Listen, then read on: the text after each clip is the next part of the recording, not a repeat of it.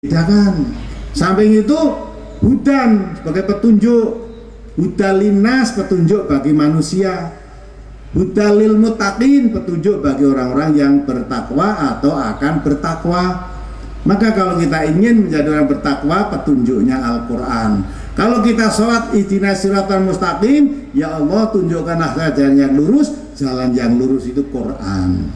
Maka mari bersama-sama kita bulan Ramadan itu kita tingkatkan. Tidak hanya sekedar suka membaca Al-Quran, tapi ditingkatkan. Di samping membaca, suka mempelajari isinya, biar kita hidup dituntun dengan Al-Quran.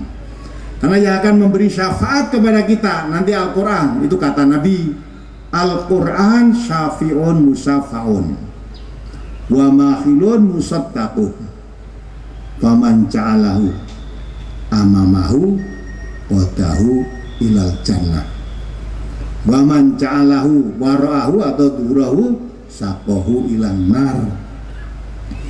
Quran itu syafaat, pemberi syafaat, pertolongan yang diterima pertolongannya.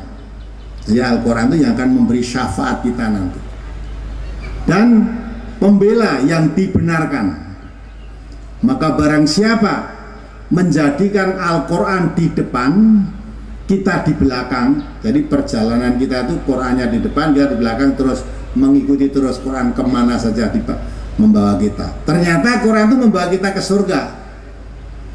Tapi kalau menjadi Al-Quran di belakang, hawa nafsu kita yang di depan, yang tidak cocok dengan hawa nafsu kita, bukan hawa nafsu kita diwai disesuaikan Quran, tapi Quran diseret disesuaikan dengan hawa nafsu kita.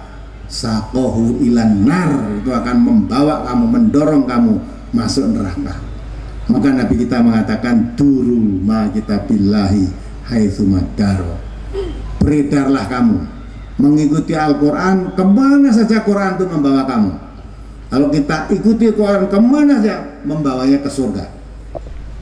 Nah, kalau kita abaikan Al-Quran, tersesat masuk ke neraka. Inilah hebatnya Al-Quran, dan inilah manusia bisa disatukan hanya dengan Al-Quran. Maka wa'tasimu bihablillahi jami'an wala tafarraqu.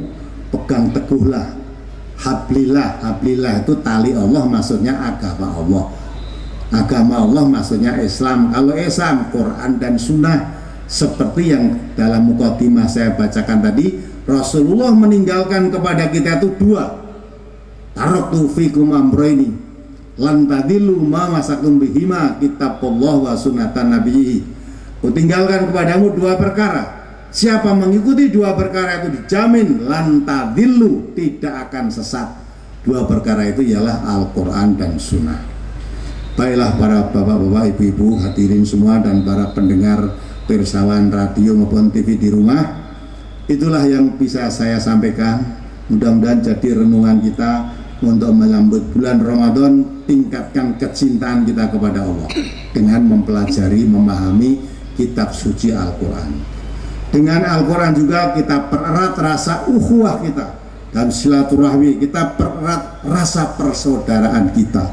Karena Nabi kita mengatakan orang muslim itu saudaranya orang muslim. Jangan sampai ada yang merasa lebih, jangan ada yang merasa kurang. Jangan merendahkan, jangan mendolimi, jangan menganiaya, dan itu semuanya seperti satu tubuh. Kekurangan saudara kita sama muslim, ya kekurangan kita semua. Yang ketiga, kita berusaha pelajari Al-Quran, amalkan dalam kehidupan sehari-hari, sebarkan luas pada masyarakat Indonesia yang mayoritas beragama Islam ini, agar supaya negeri kita tidak segera dihancurkan oleh Allah sehancur-hancurnya. Kalau kita mengikuti Al-Quran, semuanya mengikuti Al-Quran, maka kita akan menjadi orang yang bertakwa. Kalau penduduk ini menjadi orang yang bertakwa, janjinya Allah, negeri akan dibukakan pintu langit, berkah langit dan berkah dari bumi. Tapi ingat, kalau mendustakan, datangkan adab disebabkan karena kedustaan kita. Maka dari itu kita tentu tidak rela negeri ini dihancurkan oleh Allah karena perbuatan kita. Nah, supaya negeri tidak dihancurkan oleh Allah dengan segera, maka kita sebarkan Al-Quran, kita amalkan dalam kehidupan kita sehari-hari, yang menjadi orang yang bertakwa. Kesulitan apapun yang kita hadapi, janji Allah akan diberi jalan keluar. Sekarang negeri kita sedang kesulitan mengatasi narkoba, kesulitan mengatasi korupsi, kesulitan mengatasi pelacuran, kesulitan mengatasi penganiayaan anak di bawah umur, kesulitan mengatasi kekejaman terhadap anak-anak kecil. Itu kesulitan-kesulitan semua. Tidak ada jalan kecuali kalau kita menjadi orang yang bertakwa. Janjinya Allah, ya ja'alahu mahrajan, diberi jalan keluar dari kesulitan itu. Ya ja'alahu min amrihi yusra, diberi kemudahan semua urusanmu. Kesulitan-kesulitan rezeki, wa yarzuqu min haitsu la yahtasib, akan diberi rezeki yang datang tidak disangka-sangka. Syaratnya wa may yattaqillah, siapa yang bertakwa kepada Allah. Baiklah bapak-bapak, ibu-ibu dan saudara-saudara dan pendengar semuanya di rumah, saya rasa cukup apa yang harus saya sampaikan. Mudah-mudahan pengajian singkat ini bisa menjadi renungan bagi kita masing-masing. Apa yang saya sampaikan dicocokkan ayat-ayat Al-Quran tadi, apa benar, apa salah. Dan bapak-bapak, ibu-ibu, kalau memang itu salah, ya kesalahan pada saya, tolong diluruskan. Allah dan Rasulnya maha suci dari kesalahan. Semuanya kalau ada kesalahan itu dari saya. Nah, oleh karena itu tolong ikut koreksilah apa yang saya sampaikan. Kalau memang itu salah, sesama muslim kewajiban tawasau bil haq, saling mewasiati kepada kebenaran. Maka kalau ada salah yang saya sampaikan, di samping saya mohon maaf, tolong saya diluruskan. Ya, itu semuanya kewajiban kita sesama muslim.